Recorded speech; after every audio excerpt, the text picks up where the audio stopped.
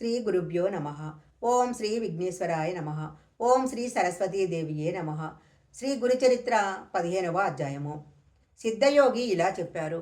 నాయన, కొద్ది కాలంలోనే శ్రీ గురుని మహిమ అన్ని దిక్కులా వ్యాపించి సుదూర ప్రాంతాల నుంచి కూడా ఎంతోమంది గురుని దర్శనం చేసుకునేవారు. వారిలో మంచివాళ్లతో పాటు భక్తుల వేషాలలో ఎందరో దుష్టులు కూడా ఉండేవారు.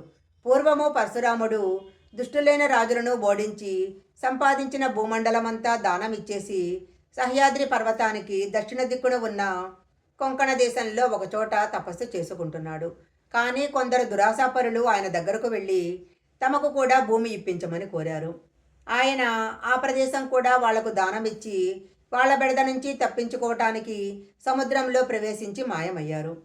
అదే కారణంగా శ్రీగురుడు కూడా వైద్యనాథంలో గుప్తంగా కొంతకాలం ఉండాలి అనుకున్నాడు. ఒక రోజున గృహస్థ శిష్యులకు ఇలా సెలవిచ్చారు.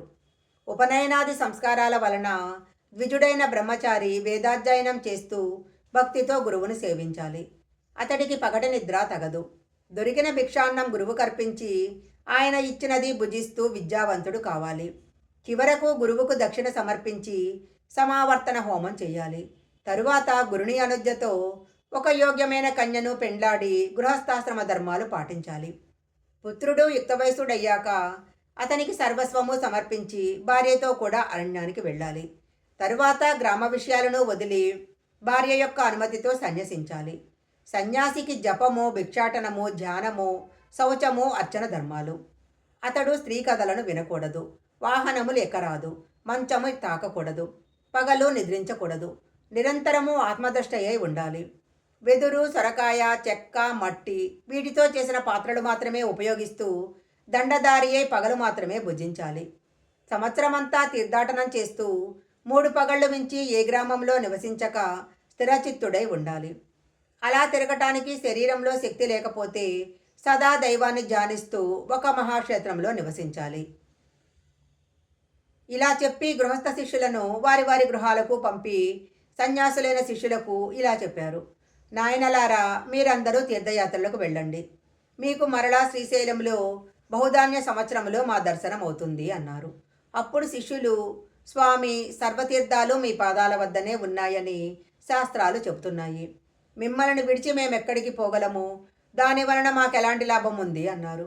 అప్పుడు స్వామి, నాయనలారా, సన్యాసులమైన మనము 5 రోజులు మించి ఎక్కడా ఉండకూడదు. సర్వతీర్థాలు దర్శించటం మన ధర్మము. దాని వలన మనసు స్థిరమవుతుంది. ఆ తర్వాత ఒకచోట స్థిరంగా ఉండటం మంచిది అని చెప్పారు. అప్పుడు శిష్యులు, స్వామి, మీ మాటే మాకు ప్రమాణము. మేము ఏ తీర్థాలు దర్శించాలో సెలవియ్యండి అని కోరారు. అప్పుడు శ్రీగురుడు ఇలా చెప్పారు. నాయనలారా, తీర్థాలన్నింటిలోకి ఉత్తమమైన కాశీకి వెళ్ళి గంగను సేవించి గంగాతడ యాత్ర చెయ్యండి. తరువాత యమునా, సరస్వతి నదులను కూడా సేవించండి. అందువలన పితృదేవతలకు సంతృప్తి, మీకు శాశ్వత బ్రహ్మలోక ప్రాప్తి కలుగుతాయి. తరువాత వరుణ, కుశావర్త, మరుద్రద, మధుమతి, రేవతి, సరయు, మందాకిని, అలకనంద మొదలైన నదులలోనూ నదీ సంగమాలలోనూ స్నానం చేసి తటయాత్రలు చేయండి. అలాగే శ్రీశైలము, రామేశ్వరము, సేతుబంధము, కేదారము, మహాలయము, విజయాతీర్థము, గోకర్ణము, శంఖకర్ణము అనే తీర్థాలలో స్నానం చేయండి. అలాగే అయోధ్య, మధుర, మాయ, కంచి, ద్వారక, శబర గ్రామాలు దర్శించండి. సవ్య మార్గంలో 3 సార్లు గోదావరి తడయాత్ర చేస్తే పాపాలన్నీ నశించి జ్ఞానం కలుగుతుంది. హరిహర క్షేత్రము, పాండురంగ క్షేత్రము ఉత్తమమైన క్షేత్రము. అక్కడ ఎన్నో తీర్థాలున్నాయి. అక్కడ దేవతలు సులభంగా వరాలిస్తారు. అక్కడ భీమా, అమరజా నది సంగమం ఉంది. అక్కడ అశ్వత్థ వృక్షము సాక్షాత్తు కల్పవృక్షమే. దాని ఎదురుగా నృసింహ తీర్థము, దానికి తూర్పున పాపనాశ తీర్థము, దాని పక్కన రుద్రపాద తీర్థము, చక్రతీర్థము ఉన్నాయి. అక్కడే కల్లేశ్వరుడు ఉన్నాడు. గంధర్వపురము సాటిలేని సిద్ధభూమి. అక్కడ అనుష్ఠానం చేస్తే అతి త్వరగా అభిష్టాలు నెరవేరుతాయి.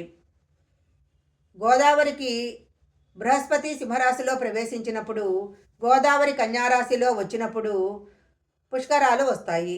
అంటే గంగానది ఆయా పవిత్ర సంవత్సరాలలో ఆయా నదులలో వచ్చి ఉంటుంది.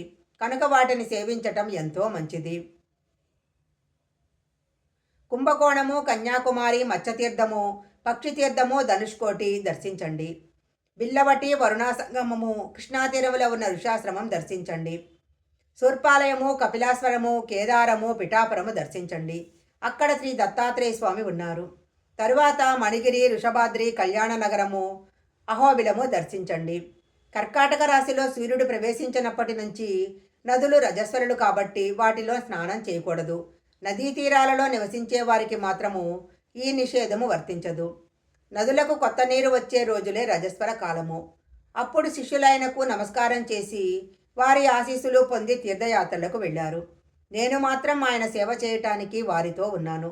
శ్రీ దత్తాయ గురవే నమః. శ్రీపాద వల్లభాయ నమః. శ్రీ నృసింహ సరస్వతే నమః. శ్రీ గురుచరిత్ర 15వ అధ్యాయం సంపూర్ణం.